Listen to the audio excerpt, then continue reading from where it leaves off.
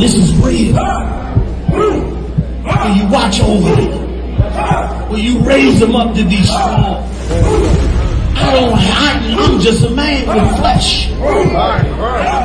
This is what you call for in your scriptures. You said they wore studs and fringes, they got it on. You said they will follow the law, they doing it. You said under your house shine, they ought to love one another. And they doing it.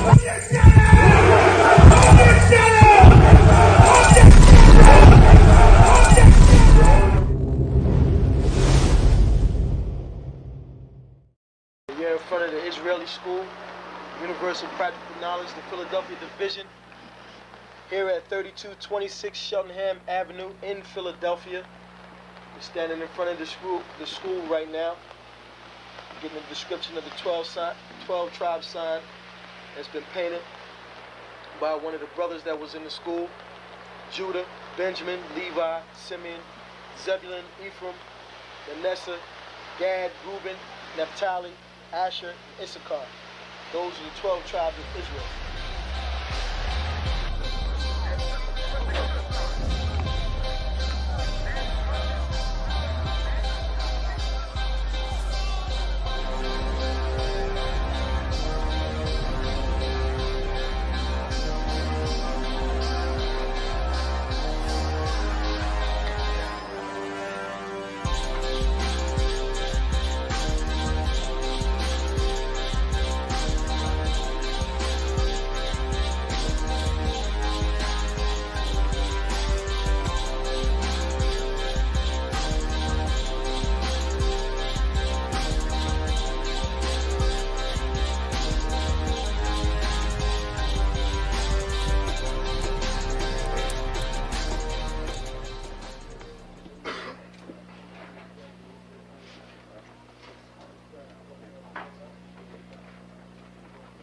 Shalom.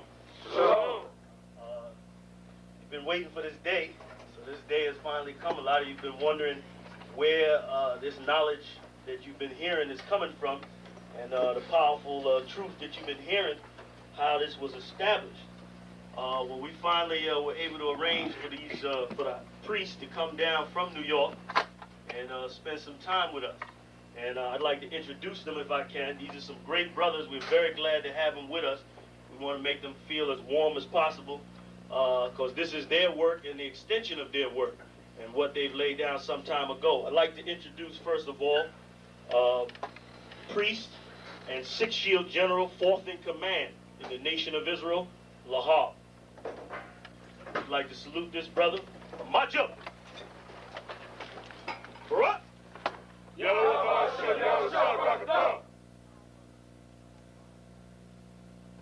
Yeshabim, which means sit. And I'm going to turn it over now to Priest General Lahab. Water, brother.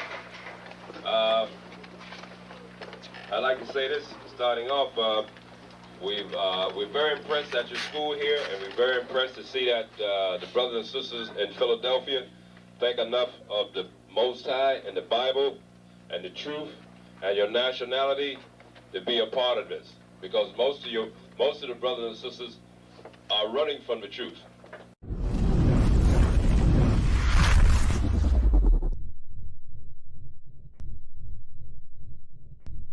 Welcome to ISUPK Detroit.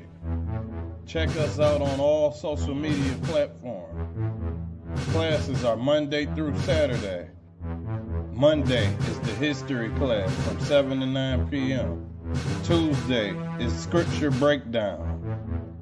Wednesday is biblical law class. Friday, Lashawan Kodash, Hebrew language.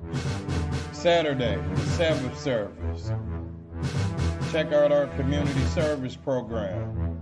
We have food and clothing drives, helping the people in need. And we also have felony expungement services available. Join us and get involved.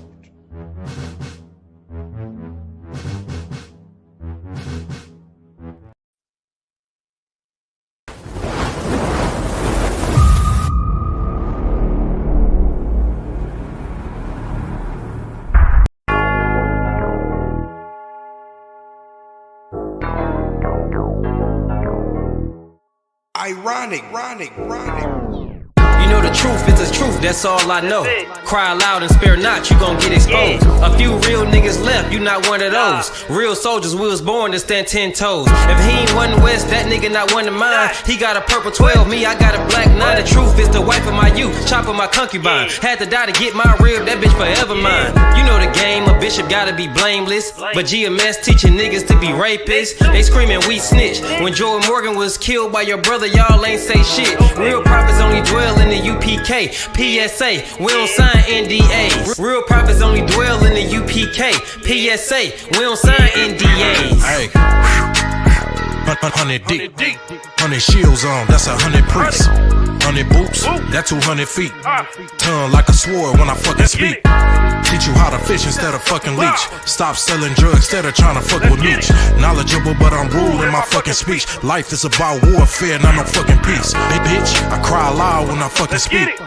Make them wait a year before they fuck with me. Turn a street nigga to a fucking priest. Cross a priest and I promise you forever sleep.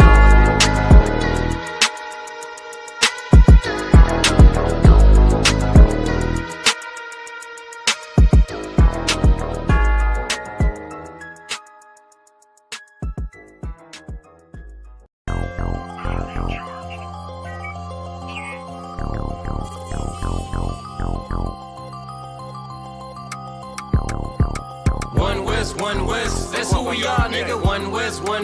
So who is y'all, nigga? One West. We want it all, nigga. That's who we are, nigga. So who is y'all, nigga? One West. That's who we are, nigga. One West. So who is y'all, niggas? One West. We want it all, nigga. That's who we are, nigga. So who is y'all, niggas? UPK soldiers got them killers with me. And I don't fuck with every spot cause it's too iffy. Real motherfucking prophet cause the Lord with me. But don't get that shit twisted, I got Drake's with me. Yeah, bitch, and that whole 50. Run up on me wrong, you gon' catch 60. Wait, you gon' catch 20. The other 30 for your homies, bitch, I got plenty. And I'll shoot this motherfucker till that clip empty. Taking orders from your bitch, you a fucking simpy. Shit, should be televised. The way I'm cutting niggas up, bitch, I'm a samurai. Niggas swear they in the truth, but telling hella lies. Stumping like you Greek, bitch, you Hellenized. The revolution gon' be televised. And what I see in my vision gon' leave you petrified. One West, that's who we are, nigga. One West. So who is y'all, nigga? One West. We want it all, nigga. That's who we are, nigga. So who is y'all, nigga? One West. That's who we are, nigga. One West. So who is y'all, niggas? One West. We want it all, nigga. That's who we are, nigga. So who is y'all, niggas? UPK soldiers lead cowards and awe. So fuck a gas stop, I came with 6 pumps in my car. My niggas ready to swing, we like kids at the park. So touch a chair around this bitch and we breaking your jaw. They think we Christian, but we not. Nothing about us is soft. I don't know what you niggas on, but that shit get you off. We booted up. We came to take zones for real. Black 40 under my garment, I be dressed to kill. 4th dimension sitting linger, I be fresh for real. Putting scripts on your corners, but these here ain't pills. We rock covers. You official if you know those drills. Bread and water, you official if you know those meals. Yeah, you niggas soldiers get rolled over. You got police in your pocket, I got a judge in my holster. Oppressors out to get us, so remain sober. Or be chained to them chains till there's nothing that remains of us. A cult leader like Christ, we got the same culture. I bang on them, tell my enemies the reign's over. I up the sig and keep pulling like a chain smoker. The game ain't changed, One West stayed the same on them. One West, that's who we are, nigga. One West. So who is y'all, nigga? One West. We want it all, nigga. That's who we are, nigga. So who is y'all, nigga? One West. That's who we are, nigga. One West. So who is y'all, niggas? One West. We want it all, nigga. That's who we are, nigga. So who is y'all, niggas? Niggas talking prophets, yeah, we got plenty. We the reason why it's Israelites around the city. Call Kazak, tells the rock, bring Shamara. We about to slide on them, see what niggas talking about. Young dog think he wise cause he a Kemet head. That shit lame, they didn't survive, nigga, Kim is dead.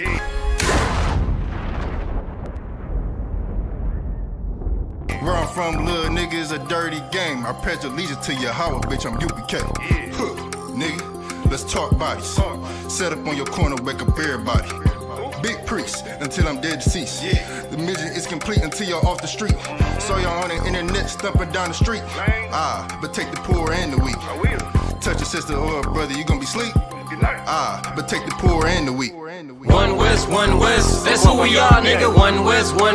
So who is y'all, nigga? One West. one West. We want it all, nigga. That's who we are, nigga. So who is y'all, nigga? One West, one West. That's who we are, nigga. One West, one West. So who is y'all, niggas? One West, one West. We want it all, nigga. That's who we are, nigga. So who is y'all, nigga? Fucking with the brothers, then I'm giving out major pain. Clip full of ball heads, I'm shooting out Damon Wayne's. Driven ambition, I ain't never changing lanes. Wise as an old man, but I ain't slanging cane. This ain't a game, this shit way deeper than rap. You speaking the cap, but the shit y'all speaking is cap. I'm 5,000, but I still keep it a stack. I'm in the truth, not cause back then I was seeking the fact.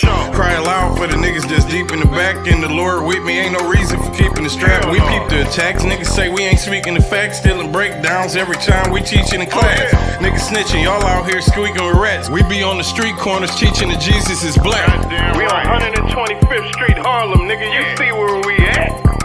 One West, that's who we are, nigga. One West, so who is y'all, nigga? One West, we want it all, nigga. That's who we are, nigga. So who is y'all, nigga? One West, that's who we are, nigga. One West, so who is y'all, niggas? One West, we want it all, nigga. That's who we are, nigga. Test. There we go. If I know if I can hear me, you can hear me. Israel. Here we go again. Another Monday night in the world of ISUPK. Let's get it started off right. We are the ISUPK, Israelite School and Universal Practical Knowledge.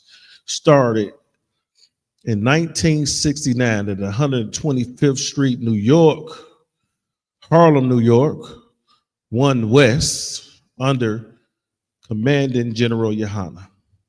And what we do is we teach our people, and when I say our people, I only mean Blacks, Native Americans, and Hispanics, who they are according to this Bible, according to the true word of the Most High God. If you're not in the ISUPK, you're not in the truth. So if you're in one of those fake Israelite groups that's doing some of the fake Israelite stuff, you're not in the truth. Understand this. There's only one truth, right? There's only one truth. And if you were to go out and tell a story, and when you tell this story, you say, okay, cool, it was a blue car at a red house, right? And if that's the truth, it was a blue car at a red house and it was 2 children standing outside. If somebody else come around and say, well, you know, the car was, green and the house was pink and it was 2 kids and a dog outside. Them 2 stories don't add up. Them 2 stories don't line up. Some of the details match up, right? Some of the details match up. With some of the details matching up, that doesn't make that true. What it make is how can I say this? Well, it is an expansion, right? You're either adding to or taking away from the truth. And we all know that the Bible says if you add to or take away from this scripture, these words of the prophets, this prophecy, matter of fact, we'll get it in Revelations, right? Because we're gonna understand the truth, right? You got a bunch of fake Israelite camps. You got a bunch of folk that follow Christianity, right? You got a bunch of folk that do a bunch of different things and they want to say they in the truth. And the Bible tells you what the truth is, right? If we do it here in the ISUPK, you should do it. If we do it here in the ISUPK, you should do it. That's all I can tell you. You see the generals doing it, do it, right? You see these captains and these captains and 13,000 and the captains of 10,000. You see them doing something, then you should do it, because then you know that they in this ISUPK, they are in the truth, right? Let's see. This is Revelation chapter 23 and 22 and 18. It says, for I testify unto every man that heareth the word of the prophecies of this book, right? So testify or understand John the Revelator wrote the Revelations. This was his vision, the vision that he had when he was in the Isle of Patmos, right? This is the vision he had when he was locked up, right? When he was incarcerated, right? So when him being locked up, incarcerated, understand you got brothers that was locked up, incarcerated. You know, even Jesus had a warrant out for his arrest, right? You got to notice that we are following the truth. And right here it says, for I testify unto every man that heareth the words of the prophecy of this book. If any man shall add unto these things, God shall add unto him the plagues that are written in this book. Look how heavy that is. He said, if any man shall add unto these, the things that are, hold on, I'm gonna get it correctly for you. If any man shall add unto these things, God shall add, the Most High God shall add unto him the plagues that are written in this book. Think about the plagues that are written in this book. You black man, Native American man, Hispanic man. Think about the plagues that's going on in your neighborhoods, plagues that's going on in your household, your communities. You know, child support. You know, that's a plague. These things are destroying you, right? Look what's going on. Is that you know, you can't go into your own city without the police beating you across your head, knocking you to the ground, right? And if they don't unalive you, they beat the hell out of you and then figure out you're an innocent man. That's a plague, right? That plague was in Leviticus. Was it chapter 4 and 17 verse through 19, saying you can't go to and fro in your own streets. I'm paraphrasing, right? So you can't go in your own streets because what? The police is going to beat your head in, right? So look at this. It says that's what happened if you add to. Look what the other plagues that happened to you, right? You don't have your own land, right? It's your children will be taken from you, and these are the plagues and the curses that are inside Deuteronomy. Your children will be taken from you. No man should buy you, meaning no man should be able to save you. No man can get you out of this hell that you are in, right? Then look at the plagues that the Egyptians suffered, right? Think about the plagues. The water was turned to blood, right? These are the plagues that are in this book that could go upon you if you choose to add to the words of this book. And if you add to the words that are in this book of the prophecies, then these plagues will be added unto you. Verse 19 says, and if any man shall take away from the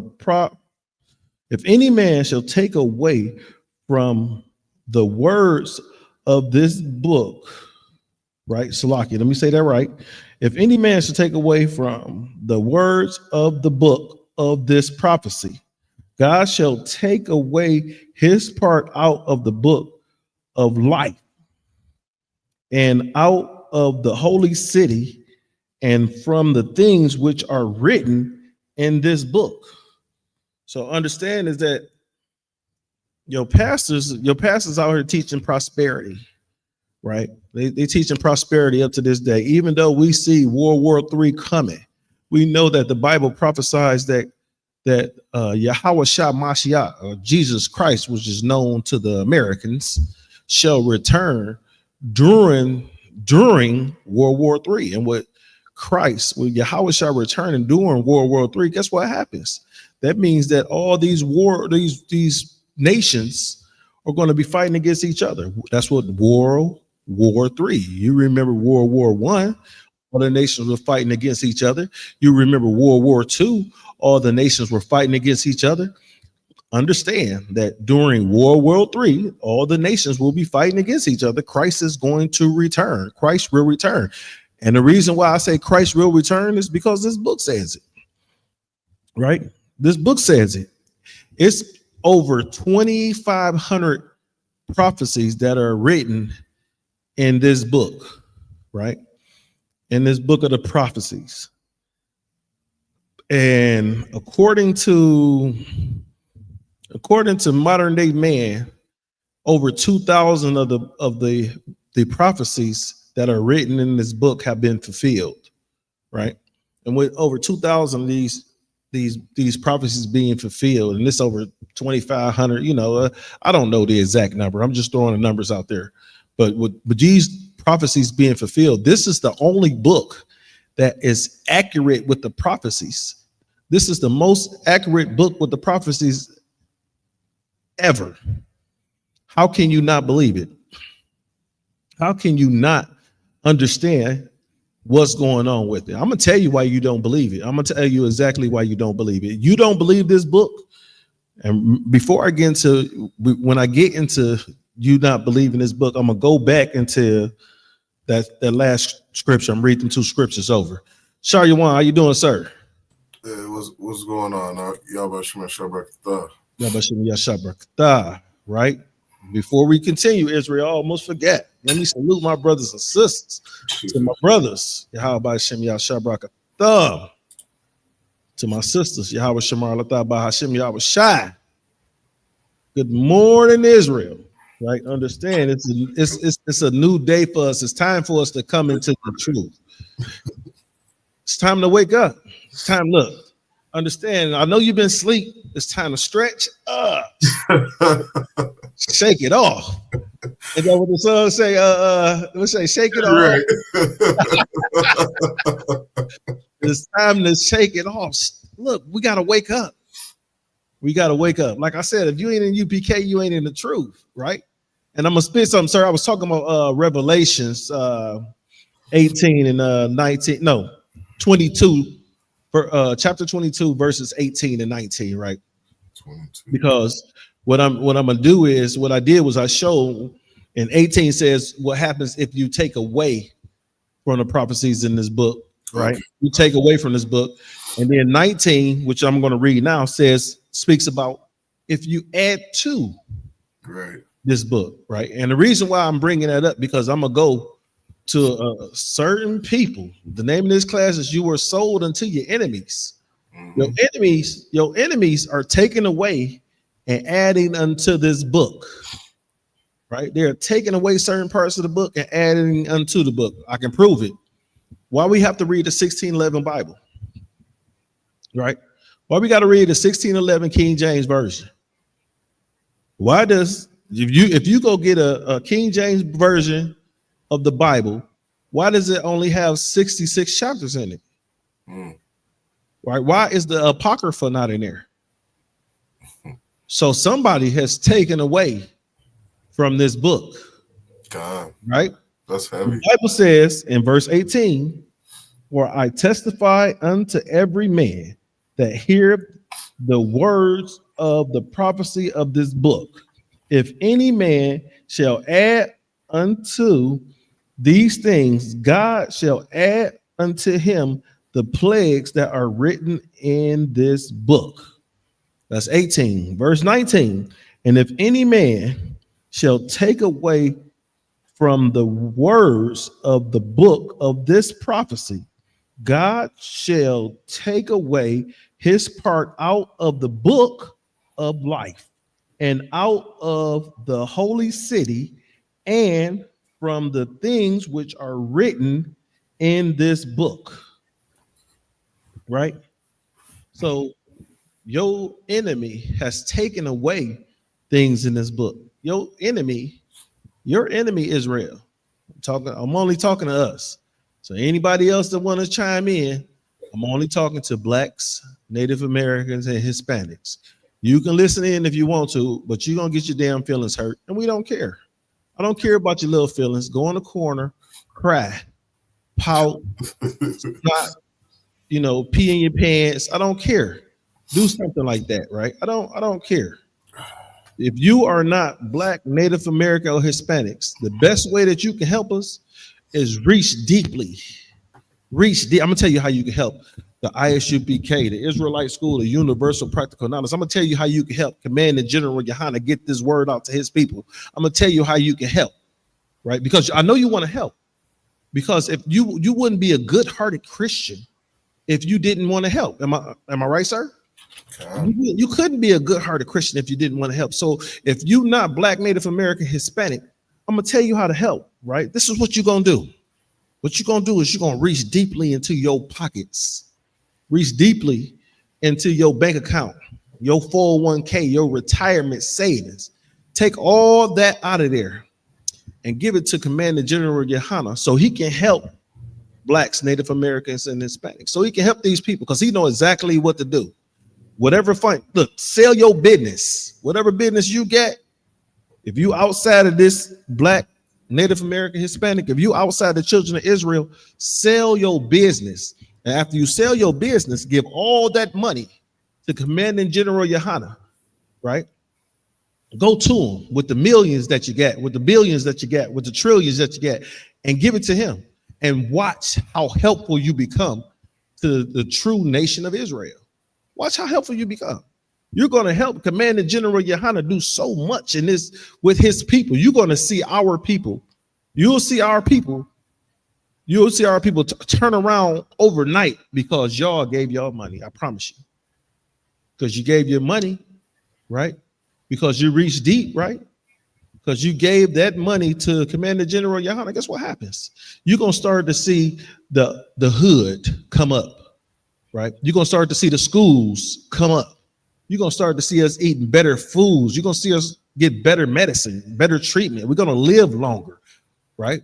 Our people are going to be healthier. And it's going to be because you reached into your pocketbook and gave to Commander General Yohana. If you're not a part of this nation, we got food drives. We're doing food drives ourselves.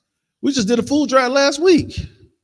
Guess what? How much more of a food drive we could have done if you'd have gave your 401k to Commander General Yohana. Right? So if you're not a part of this nation and you want to help and you truly desire in your heart to help. Now, if you truly in your heart desire to help Commander General Yohana with this nation, give that money. If not, you're just a hypocrite. You're just saying you want to help and you don't. Right? So understand is that what we were talking about, if you add to the words that are given, add to the words of this book, if you take away from the words that are in this book, right? Either you add to, you're going to be plagued. All the plagues that are in this book is going to be added unto you. Right? Think about the plagues. You see the curses that's in Deuteronomy 28. You see the curses and the plagues that hit the Egyptians when Pharaoh wouldn't allow his people to. Pharaoh wouldn't allow God's people to go when Moses came. Right? So understand that's just a drop in the bucket of what's going to happen to your Christian pastor. Right? Because think about your Christian pastor is the one that is so-called teaching you this book. He's advocating the words that are taken out of this book. I can prove it. Think about this. The Christian pastor say the law is done away with. Been saying the law is done away with. Has always said the law is done away with. Right? But make sure you pay your tithes. You have to tithe. You have to tithe. You don't have to follow none of the laws. Understand those 10 commandments are just some of the laws that you're not supposed to do. Right? You're supposed to follow the 10 commandments are some of the laws.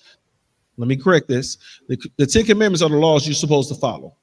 It says thou should not kill. You ain't supposed to kill nobody. Right? It says thou should not commit adultery. You're not supposed to mess around with another man's wife. Right? Understand this. You're not supposed to do that. It says a woman is not supposed to be married and entertaining some other dude, letting some other dude up in her bed or climbing his bed or his back seat or on the hood of his car or whatever. She's not supposed to give herself to another man if she got a man.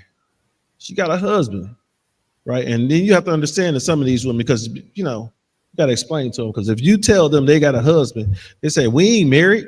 You giving them all your body, your box, your whatever. I'm going to try not to get too, you know, I might have children watching, so I ain't going to get too indignant. You're giving them everything, right? You're giving them everything. You know what I mean by everything, Shagawan. Okay. You're giving them everything, right? But yet and still, they not married because they don't have a contract between the man, the woman, and the government, right? We understand in the UPK, the contract is not between you, that person, and the government. It's between you, that person, and the Most High God. That's where the contract at. And the contract is signed when you sleep together, when you lay down together. That's when you sign that contract, right? That's when you put your signature on the box. That's how you become married, and you sign the paperwork. The paperwork is in the box. So, brother, when you get the box, you're married. Sister, when you give that box up, you're married. Right? This is how, right? And your Christian pastor is telling you that, hey, you ain't got no paperwork. You ain't married to that man. So guess what he's doing? He's taking away the authority of the Most High God. He's trying to take away what God has told you to do. So with him taking away from that, guess what? According to this scripture right here, it says, if you take away, guess what's going to happen? You're going to be taken out of the book of life. If I may, Abawan, please. If I could piggyback off this point, go ahead. Could you pull up a verse for me in Ecclesiasticus 12 and 17? Now you about to make me go in my book bag. Because he didn't, and I was having this conversation with somebody on Saturday. We were getting into the Bible a little bit, and what, he kind of looked shocked at something I said, and he's like, "Oh, you mean in the Old Testament?" And I was like, "What's the difference?" You know what I mean? But Ecclesiasticus what? 12 and 17. 12 and 17. Because this devil, this oppressor that's over us, he didn't just remove the Apocrypha. He gave us things like the slave Bible. He wanted to remove the entire book and give us like 5 or 6 verses. And if real quick, not only did he give you the slave Bible, so he took away, but he gave you the book of Thomas, the book of Mary. You know what I'm saying? If you look at the the Catholic Bible, the Catholic Bible is supposed to be this King James version of the Bible, but it's 100 and some books in there. Okay. So they add 2. The Catholic Church added 2. Mm-hmm. Right? So I got that scripture. You ready? Yep, go ahead. You said chapter 11 or chapter 12? Chapter 12, verse 17. So Ecclesiasticus chapter 12 and verse 17. If adversity comes upon thee, thou shalt find him there first. God, it like when it comes to all the books that these devils removed out of this book, you brought out a heavy point to speak on these pastors. They want to tell us that the laws are done away with, but we should keep ties. They want to add and take away and do all these different things. But imagine being a brother in the hood where at a young age, you see this opportunity to make money off your people from using the Bible. And it's like you've been poor your whole damn life and you see an opportunity to make millions. Mm-hmm. Like you see rappers out here, talking about unaliving each other, selling drugs and this and that to our people. You see these women out here who are being whores to make money in the music industry. You got to understand that this devil that's over us, he's giving us this platform and this opportunity to get out the hood. And I'm not saying that it's right, but what I'm saying is you will find him there first. Just like this verse says right here. All the oppression and all the adversity that we go through here in America, it's all because the white man, the oppressor, Salakia, is the devil that the Bible speaks of. That's right. Like we were sold to our enemies. You want to know why they removed all these books? Because you see rebellions like Nat Turner. Mm-hmm. You see our people rise up when they read this book and how it liberates us and empowers us to want to be free and fight for our own people. But when you take parts out of the book, you can help control the people. This is done from our enemy, right on point to what the topic is. Like, we were sold to our enemies. These people that are here, they do not love us. They're not our friends. They hate us. And anything they can do to further our destruction, they're going to do it. And it's right here in the Bible. It tells you anything that goes on, you will find him there first. You're fighting with your wife at home. It's because the oppressor is the devil that the Bible speaks of. Damn right. Any problems on earth, it's because your oppressor is the devil the Bible speaks of. And you grow up in his society, and you listen to him on how you should live and how you should act, and how you should carry out your marriage and this and that, you're going to have problems in your life. So, Lucky, go ahead. Real quick, if I just seen Barack Yala pop up. If he want to come into the class, we could send him the link. I know he got something to say. Oh, Barack, man, let me see what Barack says. Go ahead, you got it. Yeah, let me finish that scripture. No, that's it. That's all I needed on that. Okay, cool.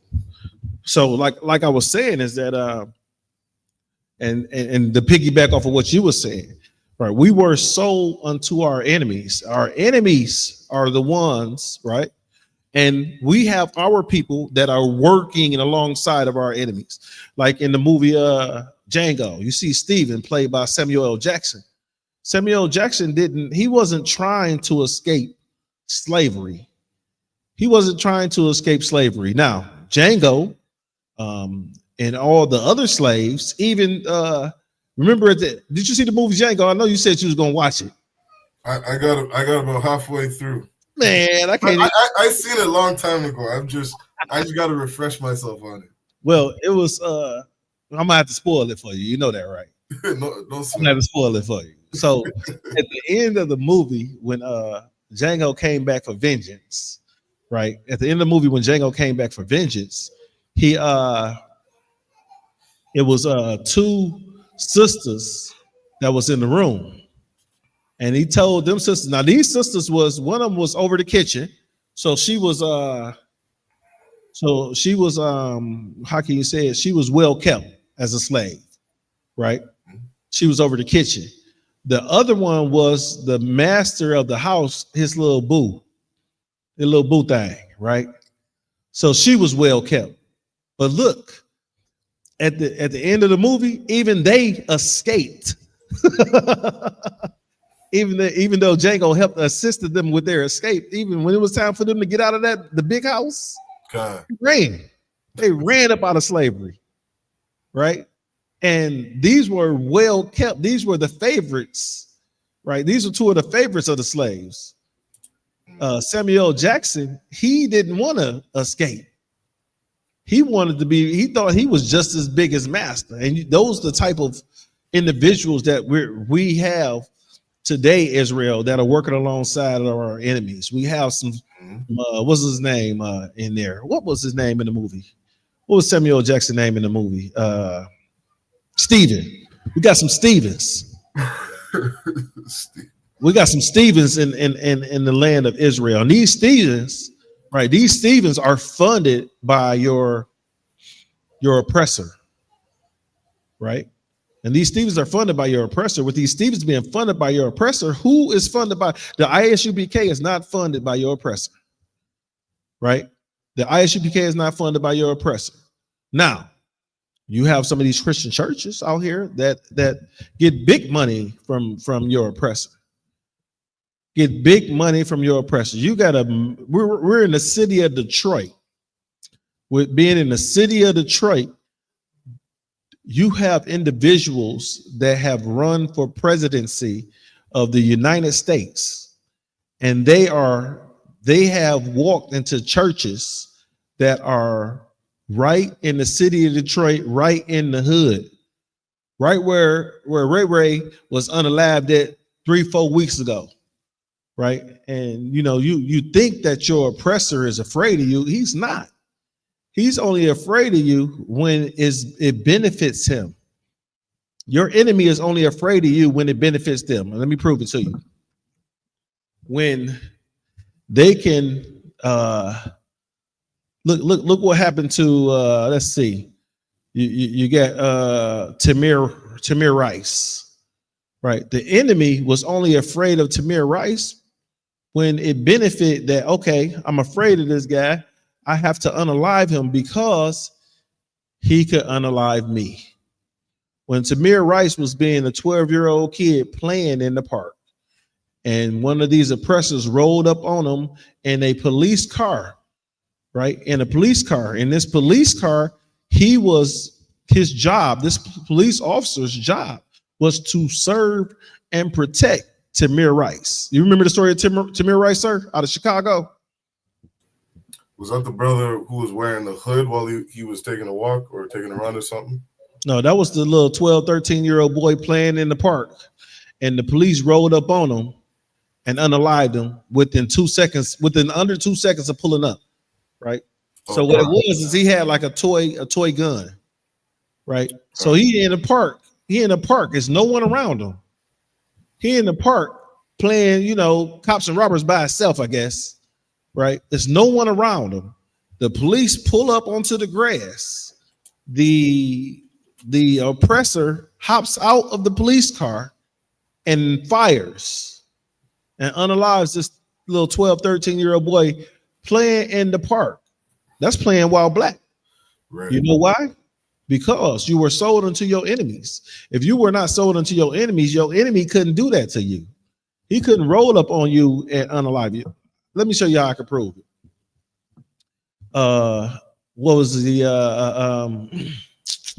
it was a young lady in Dearborn, and this young lady in Dearborn, she was Ishmaelite, right? What happened was somebody had unalived her and went into her house and stole some goods out of her house, right? They had a young Judite locked up in a matter of days, right? For this crime. They had him locked up in a matter of days. He was locked up for a long time. Come to find out that, yes, the young lady was unalive, but the young Judite, being, unlearned, he see the situation where the house open. So, he doing a B&E. He walked into the house taking things, and he got caught with those things that was removed from that house.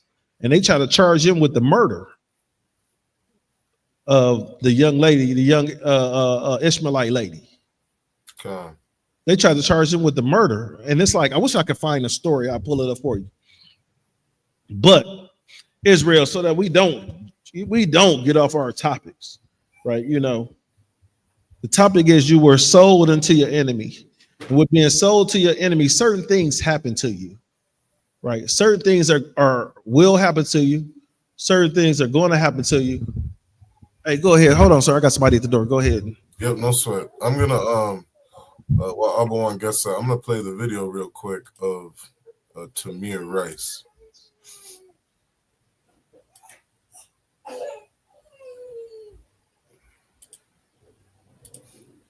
Oh, it's a lock here. That's the wrong one.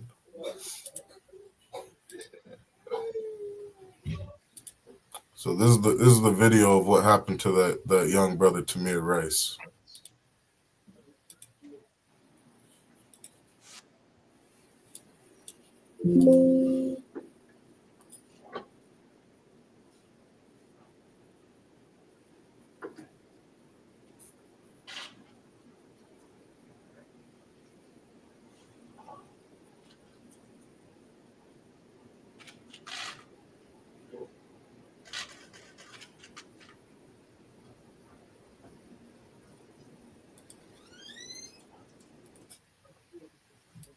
You can see it, as Abawan was saying, those cops pulled up to that park and it was shoot first, ask questions later. Like Abawan said, that's just being in the park while black.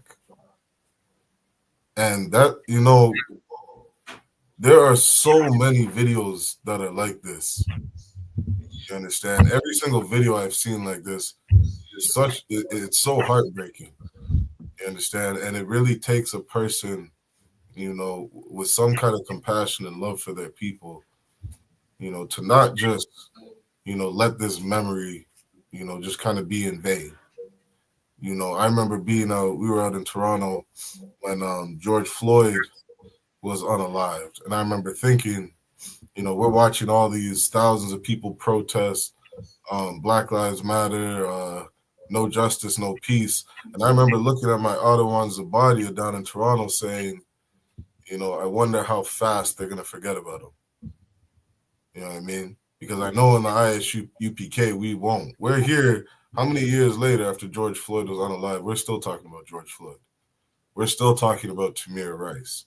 You know, we're still talking about Breonna Taylor. You know, we're still talking. I've been talking about Melissa Moore. You know, Eldon Calgary. I do not let these names go. You know what I mean? These are the things that I'll never forget. They want to talk about never forget 9/11. Bullshit. I remember what happened to my people.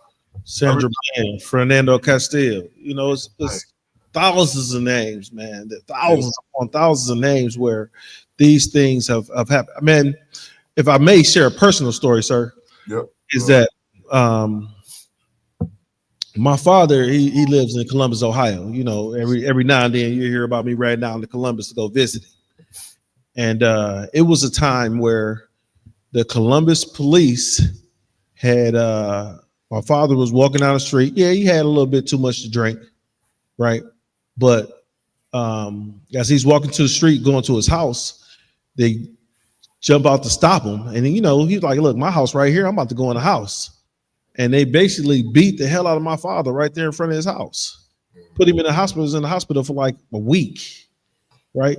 Got out the hospital still hurt, sore, and broken up because of the police had beat the hell out of him. Because they beat the hell out of him and arrest you, right? They arrest you for he was charged with public drunkenness, resisting arrest. Whenever the police start to kick your ass, you automatically get a resisting arrest charge because you're trying to block.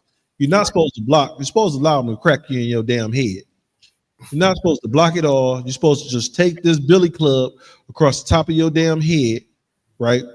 If you don't, it's resisting arrest, right? So these police issues are personal to individuals in my family because that's what happened to my father, right? So and the thing about it is you're standing outside watching this go down as a young man, a young kid, and you're helpless. You can do nothing. You yell at them to stop. But when it's 7, 8 police officers doing the same thing to him that they did to what was the brother who said, can we all just get along? Rodney King. Think about this. Rodney, how long ago was Rodney King? 84, 85? You remember Rodney King? They beat the hell out of him right here in Malice Green. Look, Rodney King, Malice Green. These were individuals that got the crap beat out of them by police officers, right? And then it's like, oh, we're going to drop the charges. Or you get charged with resisting arrest. Resisting arrest is a secondary charge, right? I have to have a reason to arrest you, right? Just say you committed a crime. Now you committed a crime. Now I can arrest you. With me being able to now arrest you because you committed a crime, if you resist that arrest, right? If you flee from me or fight or anything like that, then you can be charged with resisting arrest. How, and how can you charge somebody with resisting arrest and that's the only charge? I'm gonna tell you how. Because you were sold to your enemies. That's right.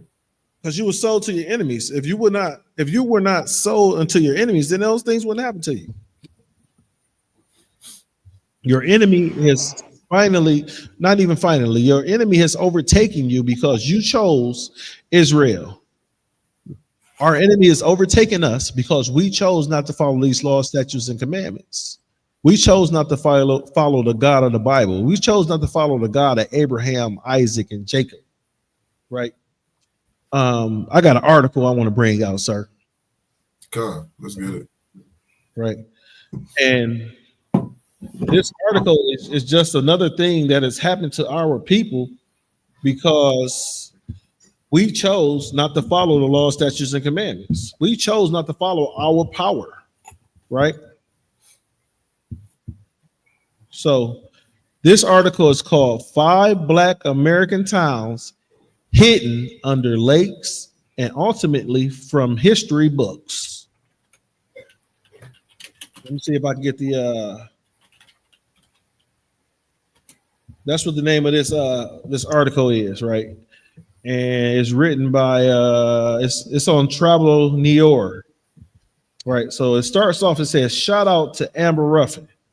Right now, Amber Ruffin is a young lady who was in the video, and she's the one that brought us all these different subjects out. So I'm not going to play the video. What I'm just going to do is just read what was going on and what it was changed to, you know. So number 1 on the list, it says, here are 5 you should know about. Here are 5 cities that you should know about. Here are 5 cities, you know, and my folk out there in the comment land that's out here watching, if you heard of any one of these cities, right? Because I'm gonna bring out what it was called. Oh, you don't pull it up already, right? I'm gonna bring out what it was called and what it changed to. You know, Oscarville, Georgia is number 1 on the list, right? Oscarville, Georgia, now known as Lake Lanier, is a popular weekend destination known for fishing, boating, and so much more, including an eerie reputation that has deemed it as haunted in Georgia, right? But one lesser known fact is that the lake on top of the black town Oscarville, understand it's your people, your oppressor put a lake on top of your people, right? And the reason why we bring this out, because we've heard of our people being, what was that, Hurricane Katrina? Hurricane Katrina hit, right? And it was like, if you talk to the people after the hurricane hit, everybody was good. Then 2 days later, the city flooded because the dams broke, right? And put them up underwater. So our oppressor has the technology, right? Has the technology and has the motivation to put you up underwater, right? Says Oscarville was burnt down in 1912, and more than 1,000 residents were forced to flee following allegations of rape. Look at here, Black America, Native Americans, Black folk, Hispanic folk, right? All around the world, not just in America, but all around the world. Your oppressor does this repeatedly, right? Understand, Tulsa, Oklahoma didn't get buried underwater. But what was said? It was an allegation of a young Black man trying to sexually assault, the attempted sexual assault of a young white woman, right? Look at Roseville. It was the allegation of a young Black man sexually assaulting a white woman. That's the narrative. Look at Emmett Till. Emmett Till was allegedly, what they call it, catcalled a white woman, right? He catcalled her. You know what catcall is? Catcall, when you're like, how you do the whistle? Yeah, something like that. You know, I just spit game. I ain't good at catcalling. You know what I'm saying? You know, I let my game do the talking and my feet do the walking. But catcalled her, right? So these men allegedly show sexual interest into your oppressor's daughters, right? When the Bible already said don't make marriages with them, right? And think about this. The Bible says don't make marriages with them.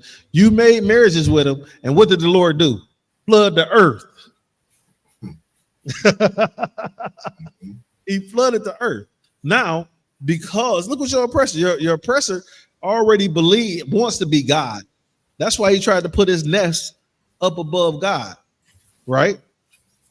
So your oppressor already wants to be God. What your oppressor already wanting to be God, right? And the Most High God told you not to make marriages with these other nations. And because you made marriages with these other nations, he flooded the earth.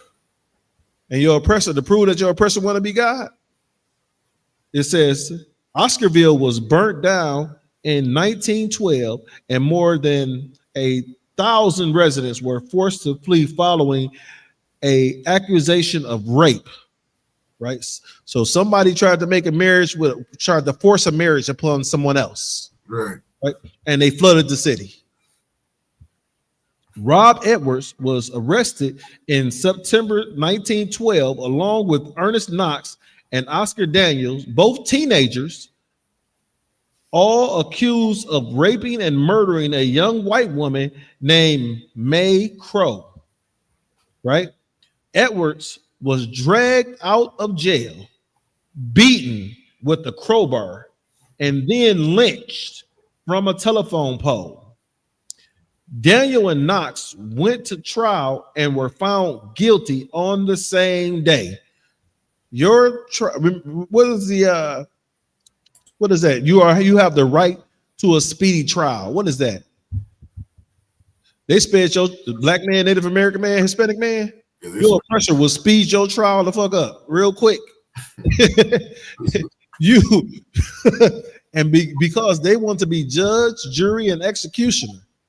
They don't understand when you go to court for any accusation and you see 12 of your enemies accusing you, right? Well, matter of fact, you got one enemy accusing you.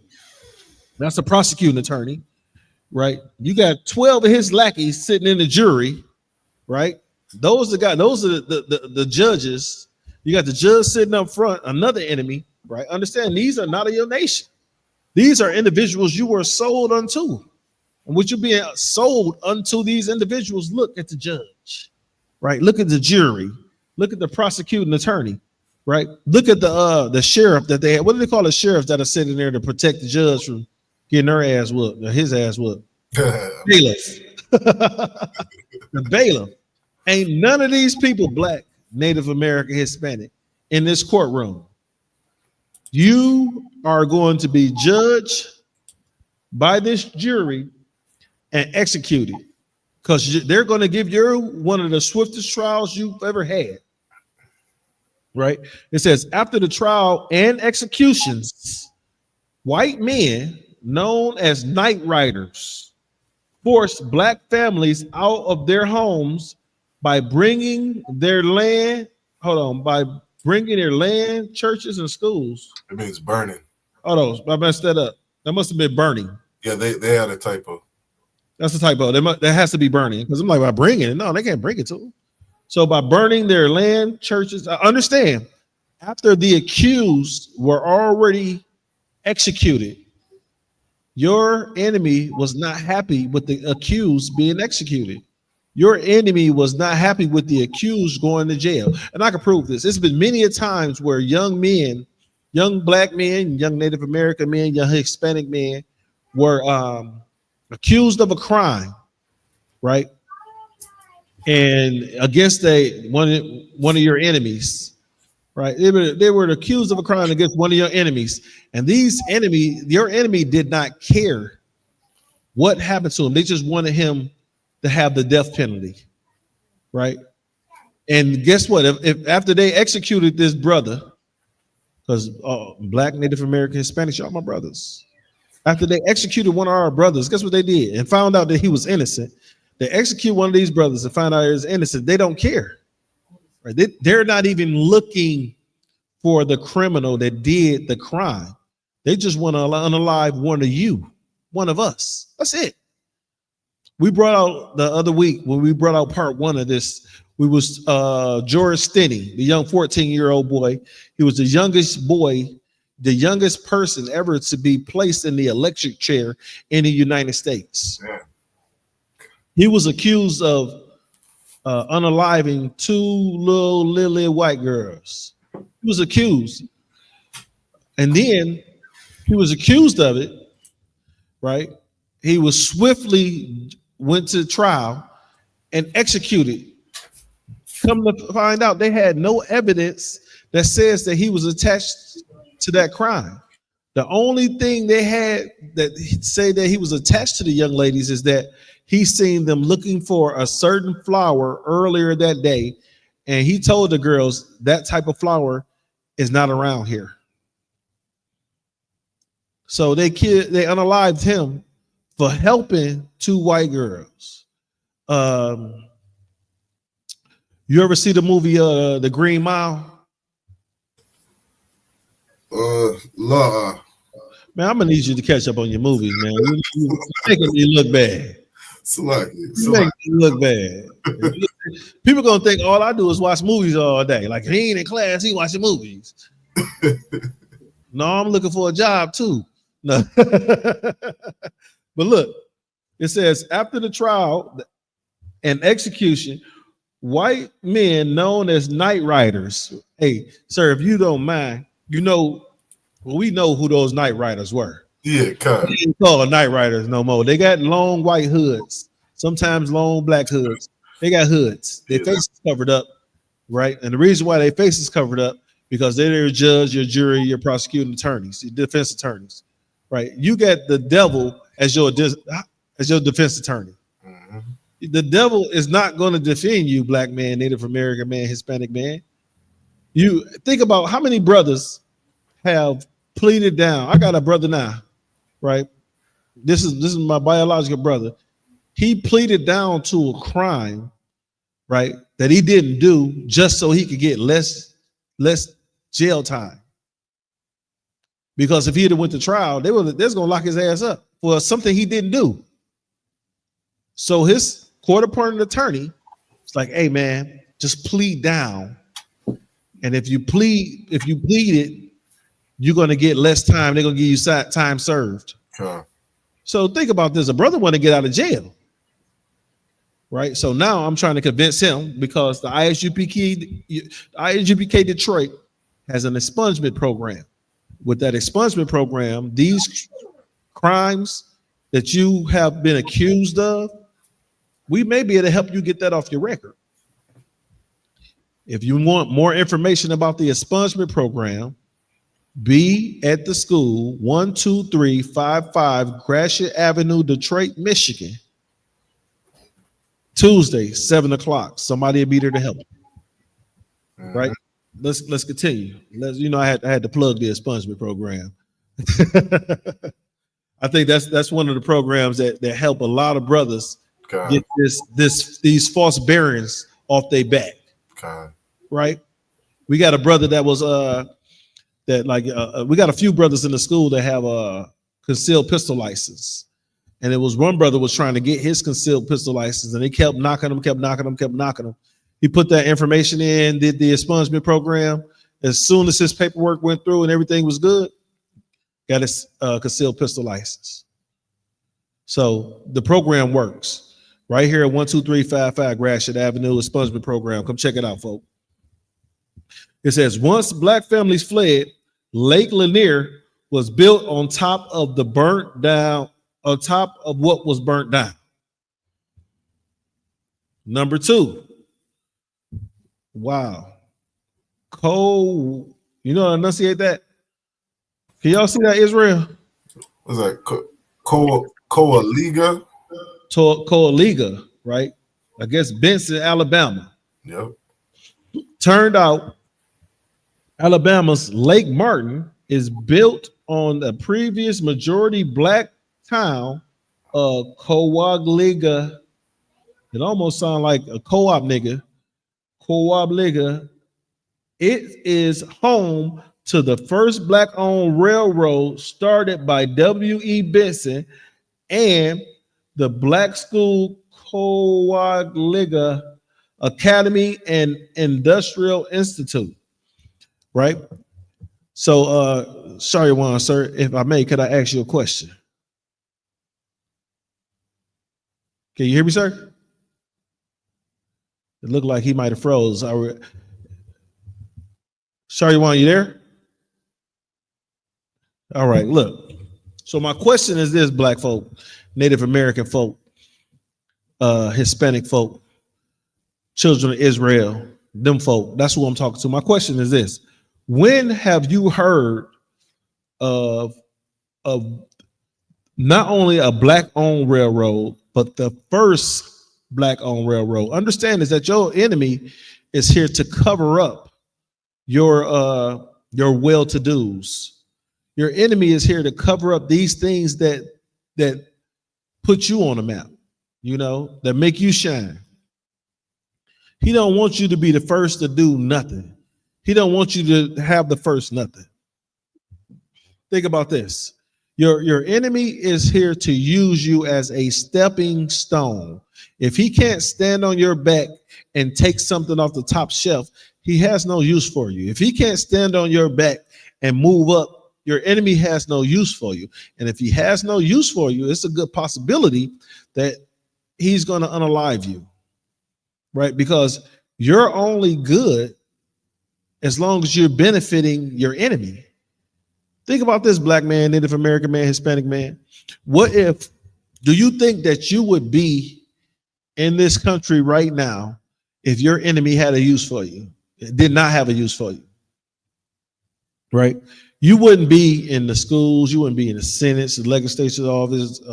You wouldn't be in these plants. You wouldn't be, you wouldn't be at a damn fast food restaurant if your enemy didn't need you. Because the thing about it is the things that your enemy does not need, he unalives. Case in point, buffaloes. And the reason why I bring up buffaloes, because what? Your enemy unalived millions of buffaloes because he wanted to do what? Starve out the Native American. Wanted to start out the Native American, push them from one land to another land and get them off the property that they wanted, right? So what he did was, I'm gonna go ahead and I can kill up there. I can kill up all the food, right? With unaliving all the buffalo. All right, think about this. Native American use, not only did they use it for clothing, food, they use it for housing. They use it for multiple, it was a vast majority of things that the Native Americans used the buffalo for. And your enemy found a way, okay, cool. If I can remove this buffalo from this land, I can starve these people out. If I can remove this buffalo from this land, I can freeze these people out. If I can remove this buffalo from this land, I can do this and get these people out. Because the plan was only to get the Native American, right, the indigenous people to move from the area that the enemy wanted. Right? Let's continue. It says, William is the son of John Benson, who was enslaved and then freed. He went on a journey to rescue his sister in Florida and was separated during slavery. And they made their way back to Alabama. John purchased thousands of acres of land sold to black families, where he formed a community. William helped his dad expand the family business. After William's death and the closing of the school, Kawaliga was destroyed to make room for Lake Martin, right? Lake Martin. Number 3 is one that we brought up before. And with bringing it up before, we're going to, just touch on it one more time, because you have to understand is that, like we were saying, you being sold into your enemy Israel, right? These are the things that they did. They destroy your communities and do what? Make a lake. They destroyed your community, make a freeway. They destroyed your community, right? We got a second bridge to Canada right here in Delray, Michigan, right on the backside of Detroit, right? Eminent domain came in and took those people property and land, right? Yo folk, because it wasn't no enemy. They wasn't staying down there. This is where we was living at, right? They went to our people and eminent domain their land. And guess what they happened after that? They put a goddamn bridge to Canada there, right? They need a secondary bridge to Canada. You got a bridge, you got a tunnel. They needed a second bridge, right? And what they did was they got your black ass up out of there so that they could do what? Put a bridge to Canada to make more money. because you being there wasn't making them enough money. Number 3, Seneca Village in New York City. Sherry, want you back? Yep, I'm here. All right, sir. If you want to step in, go ahead and jump in, please. Seneca Village began in 1825, and it peaked, spanned from 82nd Street to 89th Street along what is now the western edge of Central Park in New York City. Right. So understand that they kicked Black, Native American, Hispanic. They removed the children of Israel from this land. Right. They removed the children of Israel from this land to make the western edge of a damn park. Right. And what's so diabolical about this park is the Central Park 5. You remember the Central Park 5, sir? A lot. I haven't heard of that. Ooh, I got a good one for you. Search out the Central Park 5. The Central Park 5 was where 5 young brothers was accused of sexually assaulting an oppressor's daughter, right? Even though DNA and evidence didn't match up, they locked these brothers up. Later on down the road, a guy came out and said that he was the one that did it, right? And these other brothers didn't do it. So they accused 5 guys of doing something that one person did. So, when DNA tests came out and stuff like that, it was found out that the one guy who said he did it was the actual person that committed this crime. So they had to release the Central Park 5. The heavy thing about the most important thing about the Central Park 5 is you're president of the United States. Well, you live in Windsor right now, so you don't have a president of the United States. But when you come to visit, the president of the United States, Donald Trump, put on a full page article of why these brothers should be locked up forever. Right. And so these brothers now have a lawsuit against Donald Trump. But American government law won't allow you to sue a acting president. You can't sue the president. So, right now, their court case is just in being held up. So I heard this. I didn't know it was titled the Central Park 5. Yep, it's called the Central Park 5. Right. And so let's continue with the article. By the 1840s, half of the African Americans who lived their own property, a rate 5 times higher than the average, 5 times higher than the city average, as reported in Timeline. In 1857, Seneca Village was torn down for the construction of Central Park. The only thing that remains is a commemorative plaque dedicated in 2001 to the Lost Village. If I may, please. That all these stories, they're so consistent. You know what I mean? Like they always have the same stories surrounding them. You know what I mean? A community of Blacks who own their properties. A community of Blacks who they have most of the real estate within their town or community. And as they're left alone there, they start to flourish. We stick together, we build our own communities, we look out for each other. So-and-so sees somebody's nephew walking down the street. And as a child, you feel safe in that community. You know what I mean? You're walking home from school, you get to your little town, and the whole neighborhood knows you because this is so-and-so from down the street. Mm-hmm. It's a safe place for our people. And as we start to establish ourselves and, just be left alone a little bit, we start to get our own little piece of heaven. You know what I mean? There's a brother in a place called Africville in Canada. He called Africville a little slice of heaven. And what did these oppressors do? They come in and destroy it. And it's the same story. What do you think's in Africville right now?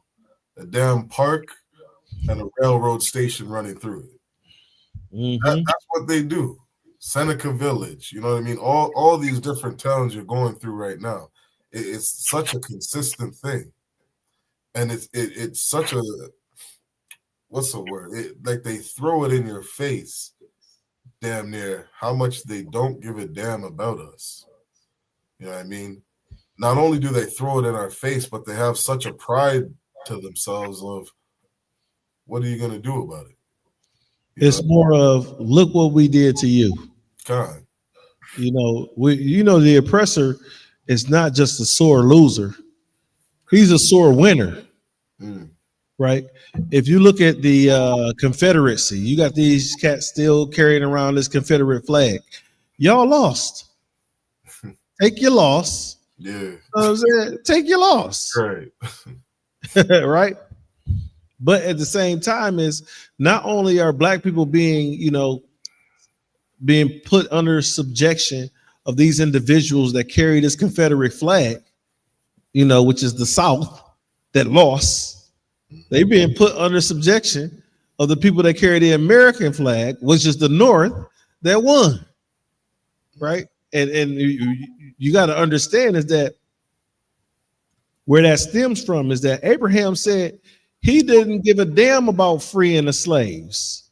He said all he wanted to do was unite the North and the South. That's it. He said if he could unite the North and the South without freeing the slaves, you'll be still getting your back beat here in America, because America wasn't freeing those slaves. America was one of the last countries to free slaves across the world. Right, one of the last ones. And if it wasn't for the things that happened during the Civil War, who's to say that you would not still be in that type of slavery? Not saying that slavery has been removed from America. All they did was change the narrative. Right. They really didn't change the narrative. They changed how it looked. They put a mask on slavery. Right? They put a mask on it, right? You're the same person. Think about this. When you go to a masquerade ball, right? You still priest and prophet Sharywan, right? You still that person. You just got the mask on, and you're not being able. No one can recognize who you are. Well, the people that are close to you can recognize, but majority of individuals that don't know you too well can't recognize you, and the reason why they can't recognize you is because you got the mask on. God. And that's what's going on with our people now, is that since we are unfamiliar with the tactics of our oppressor, when they put this mask on, right, we don't know who it is. Mm-hmm. Oh, who is that? Or what is he doing? Oh, the nigga doing the same shit. He just got on the mask. God. He doing the same thing. He just got on the mask, right? Think of what's the things they call them now? The shiesty masks. The young kids is wearing the YNs. That's what Kazak call them, the YNs. Officer 5,000 Kazak, and I quote, the YNs is wearing the shiesty mask, right? And with them wearing the shiesty mask, unless you are, think about this, you can put on the mask, sorry, Juan, and your wife know that it's you. God. Right, your brothers is around you. Know that it's you. Oh, that's Officer Sharp One, 500 out of Windsor, out of Detroit. They know it's you. But a brother out of the Cali camp or the Chicago camp might not know that it's you. Right, it won't really recognize that is you because you got on the mask. Right, so imagine somebody in the world, some random guy in Oklahoma, in Texas, some random person in Florida. They won't know it's you at all. And that's the same way that our people have to understand, is that we don't know the tactics of our enemies. So when they put mask over them, when they put the mask on, we up there like, oh, okay, it's not harmful. They put a mask on. Oh, now, yeah, you know why? Because we had a masquerade ball. You in slavery, they just put a mask on it. When we had one mask called Jim Crow. We got another mask called redlining. You know what I'm saying? You got another mask called stop and frisk. Right? These are the same masks. These are the same things that's going on. It's just under a different mask. And you don't recognize it because you at the masquerade ball enjoying your damn self. If I may, Art. Please. Really quick. This is Deuteronomy chapter 32, verse 7. And it says, remember the days of old. Yep. Consider the years of many generations. Ask thy father, and he will show thee. Like what you bringing out so heavy, because, you know, our ancestors, you know, going back a couple hundred years ago, we didn't have to tell them who their enemy was. You know what I mean? Like the mask was off. You know what I mean? Our oppressors out there, you know, you can see our people in the cotton field. You know what I mean? You can see the oppressor buck breaking a man in front of 200 people. You know this is the devil. Damn right. And if we would listen to the wisdom of the Bible, you know, like the Most High says, the wisdom of this world is foolishness to God. If we would listen to what the Bible says, pick it up and read it and actually, you know, listen to it, you know, listen to the priests and prophets in the ISUPK, you know, you might want to have a conversation with your grandparents. You know, ask them what they remember growing up. You know what I mean? My grandfather, he was locked away because, you know, I think he kissed and hugged kissed his cousin on the cheek. He was what? Say that again. He kissed his cousin on the cheek. But the sister was what they say, fair skin. You know, and so at this time, black man's not allowed to kiss a white woman, and they locked him up. My grandfather growing up, he couldn't stand white people. It's lucky. You know what I mean? And, you know, you ask him some of the stories that he had growing up, he'll tell you why. You know what I mean? And so, you know, there's a time where they had the mask off. You know what I mean? Now they try to, you know, sugarcoat everything. They try to beat your back with a smile on their face. You know what I mean? But Salaki, that was it. And you know, it's heavy what you're saying, because before I got into this truth fully, right? You know, if you know my story, I was one of them guys that was teeter-tottering, double dutching, and say I'll be here a couple weeks, then I'm gone a couple weeks. After I got into the truth fully, right, and finally made my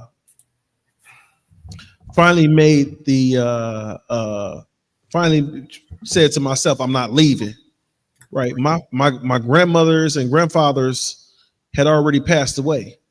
So I couldn't go to them and ask them about some of the things that I was learning here in this truth. Right. I couldn't ask them about some of the history of Detroit. Right. My mother and my uncles and my aunts have told me a little bit, but you know, they can't go back into some of the things that happened in the 20s and 30s like my grandparents could have. Right, you know, that my uncles and my mother, they only can go back to the, you know, at the earliest, maybe the 60s and the 70s. You understand? Or maybe the 60s and the 70s at the earliest. But there were things that I talked to a young lady, well, a very mature lady. She was 98 years old. This was about 2 years ago, right? And I talked with her, and I was talking to her about some of the things that happened in Detroit, and she was able to tell me like it was yesterday about the riots in 68. She was able to tell me, because she, with her being 90 something years old, 98 years old. And this was probably more than 2 years ago. It's probably maybe about 5-6 years ago. With her being 98 years old, she was hearing stories of things that we could only look up. Like I looked up the Red Summer of 1919, right? She was telling me about it, right? I had to look up Tulsa, Oklahoma. I had to look up the Depression. She lived through it. She was able to tell me about the things that was happening, but she was a little kid. She was able to tell me about the things that happened and things they had to do, right? And that's how I found the story, because she was talking about how her parents during the Depression, her parents had a Cadillac. You know, Cadillac is prestige, and during the 30s, black folk really in the early 30s, black folk couldn't buy Cadillacs. You had to go have pay a white person to go buy the Cadillac for you. And what if there was a crook? You was out your money. If there was a crook, if they were crooked, you lost your money. Right? So you had to really know this person well and write up a contract with this person. And then hope that the court of law upholds that contract that you wrote with that person, because they didn't uphold too many other contracts. They allowed their people to get out those contracts very easily. Right. Just like the Native Americans said that the Native Americans had, what was it, 14 treaties with the pale-faced man? Salakia. I think it's like 185 treaties. They had 185 treaties. Broke every single one. And they broke and this is what the Native Americans said. The Native Americans said the pale-faced man broke every treaty. Fork tongue, called him fork tongue. He will say one thing and do another, right? This because you were sold unto your enemies, black man, Native American man, Hispanic man. You can't make a deal with your enemy and expect him to hold it up in the court of law when he runs the court of law, right? You can't make a deal with your enemy when he in music. Look at the music business. You can't make a deal. These brothers and sisters are signing contracts with their enemy and expect their enemy to hold up their end of the bargain. And then when they go to sue, when they go to do this, when they go to do that, you know, it's rumored that something bad happened to the brother or sister, right? In some cases, it's true. In other cases, I couldn't tell you. I just know that in some cases, it's true. Some cases, I can't tell you what happened. It's rumored. There's no fact behind it. But, you know, if you got a brother or sister that's doing some illegal stuff and they want to go against the suppressor, that illegal stuff is going to eventually come out. The oppressor is going to allow you, because the oppressor is illegal. He's going to allow you to do just enough illegal stuff so that when it's time for you to so-called gain justice, I can bring this out about you. But let's jump to number 4, ladies and gentlemen. Susanna, Alabama. Susanna, Alabama, or Susana, was also flooded by Lake Martin. According to Alabama Living, more than 900 bodies were moved from cemeteries before the land was submerged. The town once included a gold mine, a school, 2 mercantile. I gotta look that up. I don't know what that is. A grist mill, a flour mill, a sawmill, a blacksmith shop, and a church. So you gotta understand this town was making money in that time, right? It has 3 different mills and a blacksmith shop and a church. So the town was making money. So it wasn't flooded. It wasn't destroyed because it was poor. It was only taken over because your people own property in that area. Black, Native Americans, and Hispanics own property in that area. And since they own property in that area, this land was, hey, look, we might as well go get this land. Right? You don't see these things happen in neighborhoods filled with oppressors. Right? You don't see eminent domain happen in those. You know why you don't see eminent domain, or you don't see these what you call it, a lake pop up in their neighborhood. You don't see a forest. That's what I call Central Park, a forest, pop up in their neighborhoods, because they're not going to do that to their people. They're not going to do that to themselves. They're going to do it to you, black man, Native American man, Hispanic man, because you were sold to them. Right? Understand this is that your oppressor is more concerned about dogs and cats, right, and animals than they're concerned about the life of a young black male or a young black female, a young Hispanic male, a young Hispanic female, a young indigenous male or female. They're more concerned about the life of a damn dog, right? To prove it, would you like for me to prove it? If I may. You want me to prove it? We can prove it. If I may, they lock Mike Vick ass up.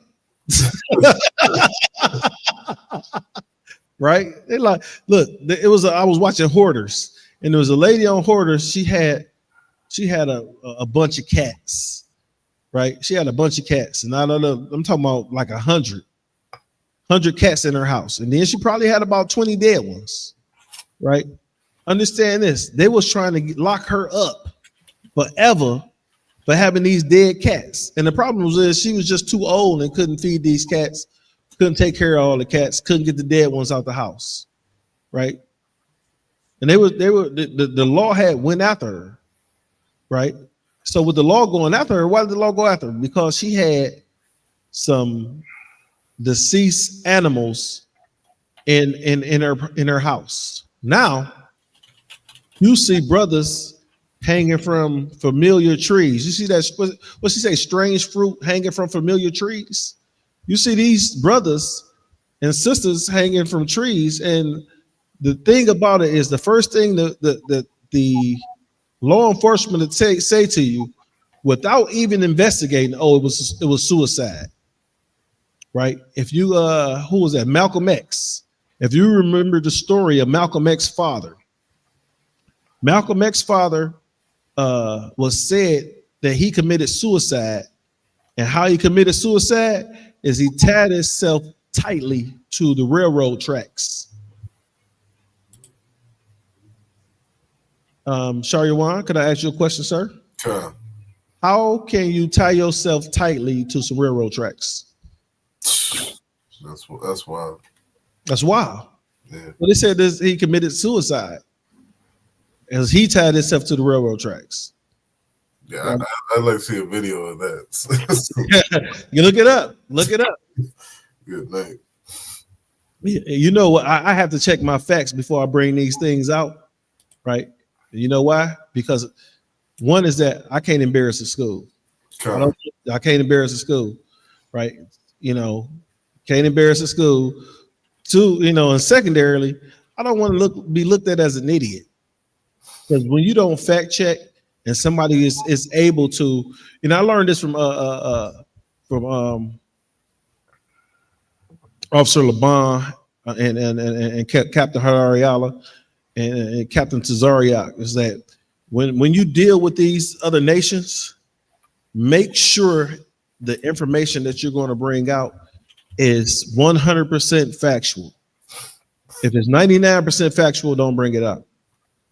Because if you bring it out and it's that 1% that they can get in and say, all right, this may not be true, they're going to stand on that point, and it's a possibility that it could explode in your face. It could explode in your face. So, you know, when I look up these things, you know, I read the book about the biography about Malcolm X, and understanding this is why Malcolm X was put into a foster home, because when his father died, his mother couldn't take care of him. So they put her, they basically put his mother in an insane asylum and put the children in foster care. Yeah, so I had to understand why did they put the children in foster care, because I knew about the mother, and I was like, where was the daddy at? So when I looked it up, when I started to research it, found out that the father had tied himself to some railroad tracks and committed suicide. But understand this, he had beef with what? Them 3Ks. Right? Them 3Ks, it was rumored that he had fired on them 3Ks when they came to his house. But we got a fifth one, sir. You want to go over it? Come, let's get it.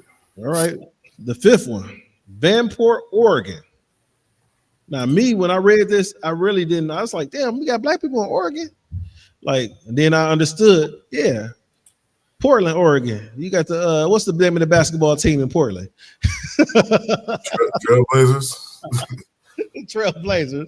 Like, we got a couple of black people in Oregon. So in 1940, Vanport was the center of a booming shipyard industry because of World War II, and quickly became the second largest city in the state. Right? Understand, it became the second largest city in the state. Right? What's what is the largest city, in the province that you at? Is it Windsor?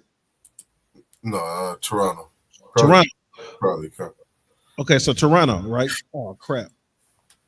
They're trying to kick me off my site. I can read it for you. I got it up here. I'm sorry. It's okay. I reloaded. I just had to reload it. So it says in 1940, Vanport was the center of a booming shipyard industry because of World War II, and quickly became the second largest city in the state. But as World War II saw white males drafted to serve overseas, a labor shortage pulled in a great migration of blacks from the South, right? So it put in a great migration of blacks from the South.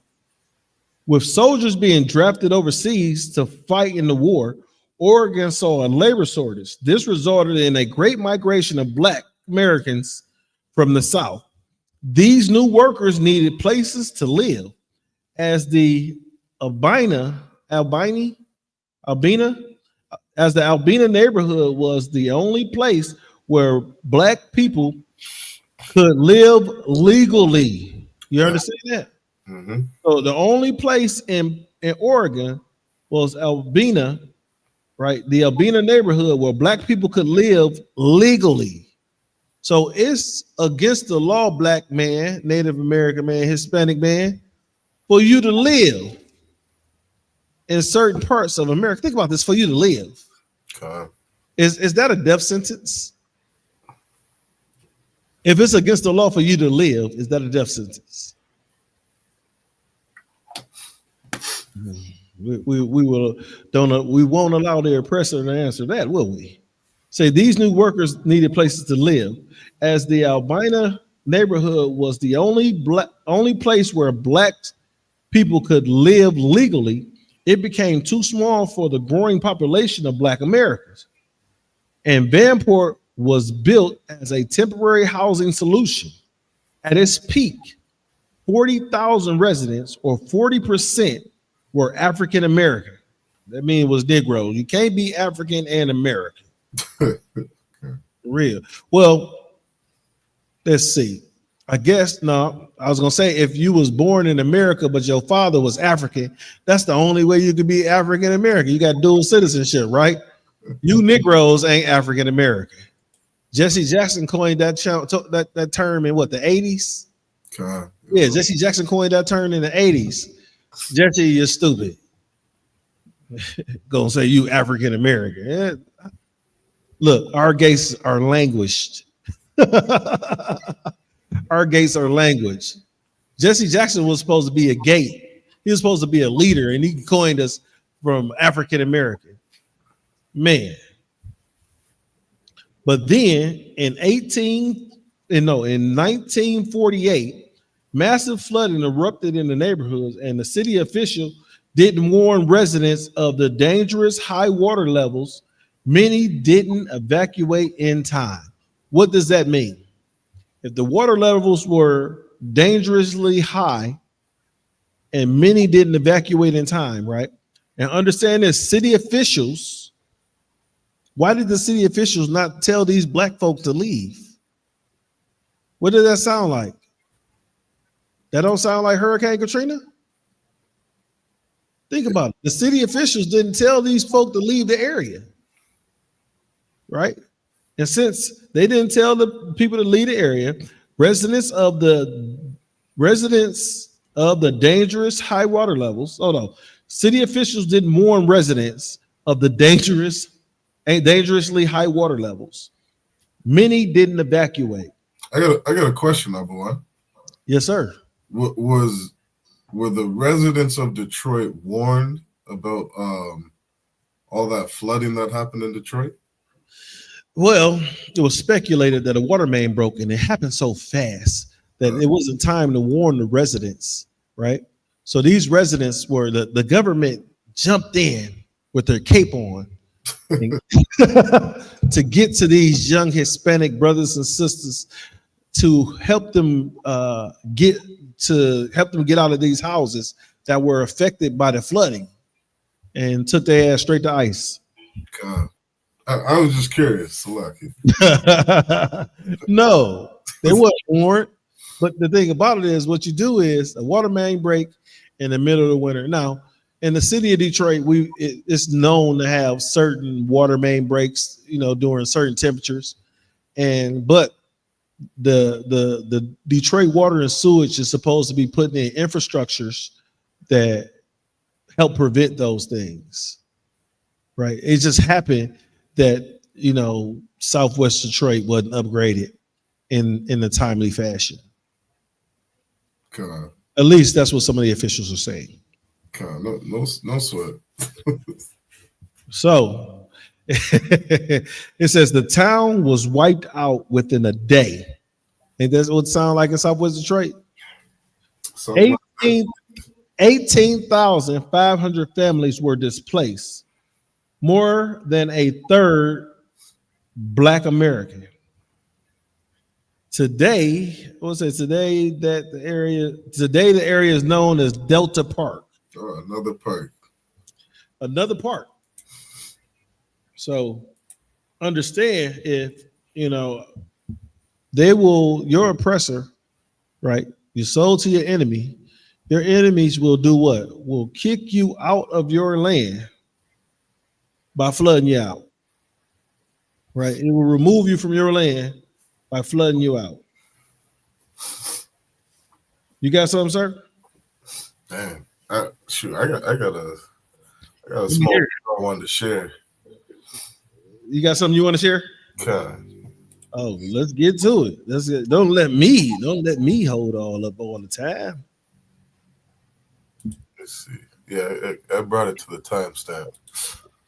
This is I'm gonna just bring something quick that happened in Canada. To our Gada brothers. I thought you was mirroring I'm looking at my tablet. I'm like, is he mirroring my tablet? How'd he do that? Did you want to see that video? I wasn't sure the video you had there on that website. Oh, you go ahead and share it. But I was looking at I had found an NBC news article about the growing movement to save Black cemeteries. Why we gotta save Black cemeteries? Oh, okay. But that's we might have to wait to next class. Go ahead and do what you got to do, sir. No sweat. Speaking on cemeteries, and you had brought up the memory of this when we were speaking on Black cemeteries. Mm-hmm. It was in that number 4 because there was a cemetery that was on, I guess, what they would call a native reserve land. And beside that cemetery was a golf course. And the Devils wanted to expand their golf course. So they wanted to build into the cemetery. that started a big fight in Canada over the land right claims. And this is what that town. I'm just gonna play the small clip. This is what the town was doing to our brothers who were, fighting, saying, just leave our fucking cemeteries alone. Yes. I'm gonna play this real quick. There's dying, the plants are dying, the animals are dying. We're not too far behind them as the Mohawk Nation. A mob attacks a convoy of 75 cars with old people, children, and women from Ganawagi as they leave the reserve fearing an army assault.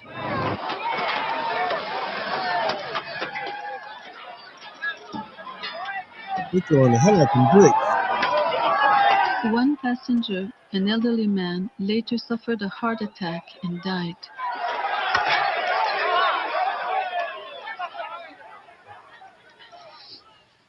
It's a big ass. This is what they threw at my father.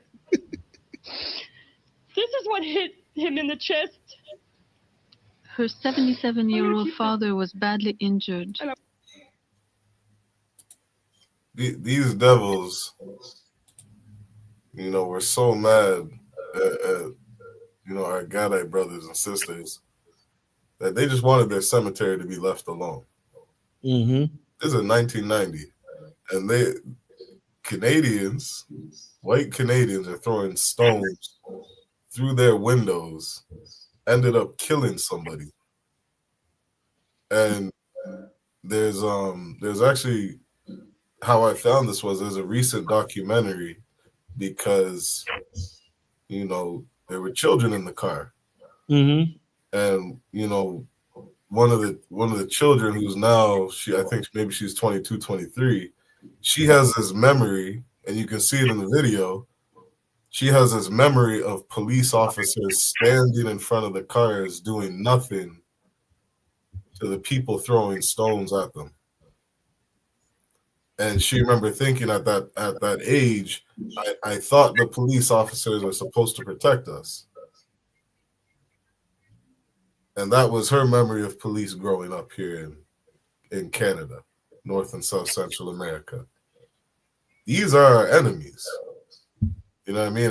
And all this shit was over a cemetery or over trying to expand the golf course. You know what I mean? But that's all I wanted to show. And what's so heavy about what you're saying is that we look at it as this is over, it's supposed to be, what's a cemetery? It's supposed to be sacred ground. God. So we looking at it as it's over, sacred ground. This is supposed to be untouched land because we have our dead buried here. And the oppressor's like, this over a golf course? Because that's what they want to do. They want to put a golf course there. Yeah, they trying to play golf. They don't care about, they would just put the golf course on top of the dead bodies. Mm-hmm. They just don't want you, the reason why they suggest moving them, because they don't want you getting upset and coming to look, where a headstone is at, or for a headstone in the middle of the fourth hole. They don't want you interfering if, what's one of their great golfers is about to hit a hole in one and you standing there in front of it, blocking it because this is where your grandfather was buried. Right. They don't want your ass on the golf course. That's why there was a movie called Who's My Caddy? You see that movie? No, it's like, yeah. You're making me look bad. Look here. All the books. You got the list of the books that you got to read on ISUPK website. Good. Give you a list of movies. Good, dude. You gotta watch. These movies are going to correlate with class. But on this movie, they didn't want the brother to join. The brother was a rapper, but he was professional, and with him being professional, he's also a pretty good golf player. and he wanted to join this golf club or whatever they call them. What they call them? You know, a golf club, and they wouldn't allow him to join.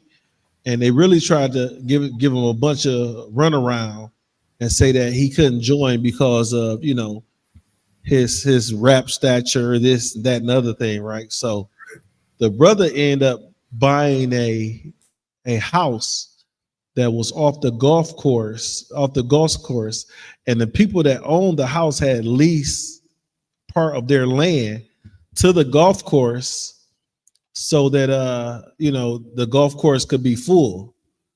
So the brother bought the golf course right after the lease was up. So he threw he threw his typical Lil Wayne rap. He threw a Lil Wayne rap video on the golf course, and they come out there trying to push him off. When now it's his property. Good. So the oppressor don't want you interfering with him playing golf, right? And if you got the memorials of your dead in that area, he'll say, okay, we'll move the body somewhere else, right? When you know you're not supposed to move those bodies, but he'll say we'll move the body somewhere else. When really think about this: if they misplace live people that are alive, think about what this government does. This government takes people. ICE has taken people, children, women, and misplaced them. So if they misplace people that are alive, what are they going to do with people that are not alive? Right? What are they going to do with people that's not alive? It look like we got some comments in there, sir. Can you read them? I can barely see them. Hey, bro. This. We got Jeremiah says, "Hey, bro, you from Canada?" Are they asking? Khan, I'm in Canada. Yeah. My brother Shayron from Canada. You know, I'm right here in Detroit City. He said I'm in. What's that? That's New Brunswick. Oh, see, you know that Canadian language. I don't know it. Yeah. All right, brother. You know, this is the Monday Night History class, brother. So, are you a brother? Is that a brother? Yeah. Where's your father from, Jeremiah?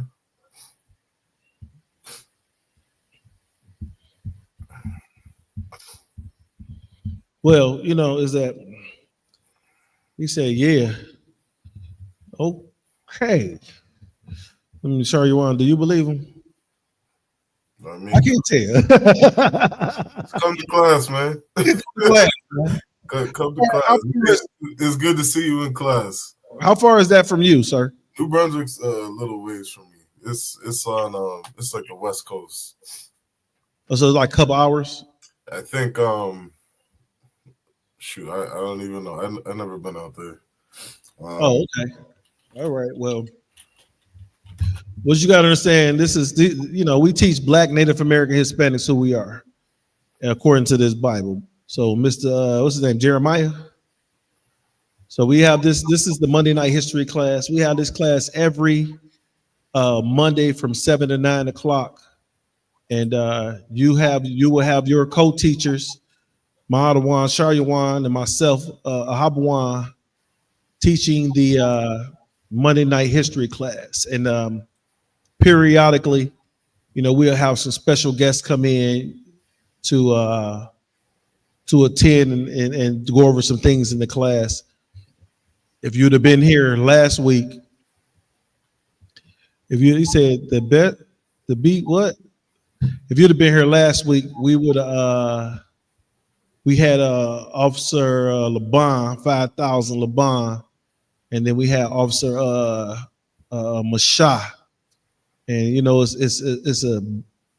it's really an honor to have those brothers in this class with us, because they could bring out things of history that that they've seen and lived that I had no clue about.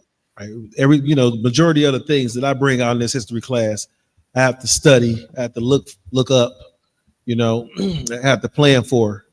But when you got Officer Mashah in here, Mashah has seen some of these things, himself. But it says, I think it was 1770. Yeah, he said my ancestors came to North America with the Irish cavalry to Lord Moncton in Quebec. He said to beat Lord Moncton. That was in 1770. You familiar with any of that information? I am not. Oh, that's going to be something we have to look up and refer to. So yeah, we got two powerful brothers out in Montreal. He's actually closer to Quebec. Okay. Those would be some good classes to tune into. Of course, tune into our class too, Detroit, Canada, Montreal, Toronto. Definitely good classes you want to be in. But I don't know that history. I bet Brock Yalla probably has a history on point. You say Brock? That's why I was trying to get him in here. You know, I didn't know if he was teaching his class tonight. I'm trying to get him in here. You know, we're gonna have to, have him in as a special guest one night. Tell him, whenever you talk to him, let him know, like, hey, we would appreciate it if you was, to bless us with your presence. Okay. He's at the slave right now. Oh, okay. Yeah, we try to get him in. I understand that. That slave keeps a lot of our brothers from from being as attentive as they would like to be. Right. You say the history very well. Well, you got to get in one of these classes, bro. Get in one of these classes and sit down and chop it up. Get in here in all black. Once you get in here in all black, 90 days, and you get your Hebrew name, and then take your officer's test sometime after that, and we'll put you right up here in front where you could teach that history. But in the ISUPK, you have to be vetted, and what part of that kind of you being vetted is that you got to get in here. You got to get here in all black. You got to get your Hebrew name. You got to pass that officer's test. Every brother that you see,